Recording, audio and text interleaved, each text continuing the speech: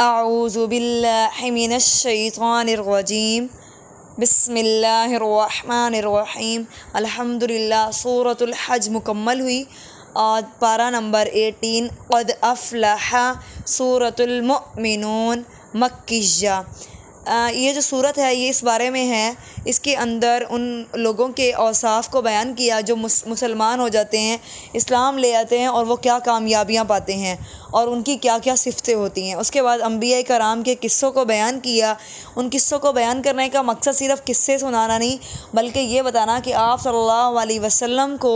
کہ پہلے جتنے بھی انبیاء کرام آئے ان کی قوموں نے ان کو کس طرح تنگ کیا اور پھر ان کو اللہ نے کس طرح کے عذاب میں مبتلا کیا۔ تو یہ قوم کو خبردار کرنا تھا اور آپ صلی اللہ علیہ وسلم کو تسلی دینا تھا کہ جس طرح ان کی قوموں کے لوگوں نے ان کو کس طرح سے تنگ کیا اور پھر اس کے بعد ان پر کیا عذاب آیا، اسی طرح اس قوم کے لوگوں کو بھی تھا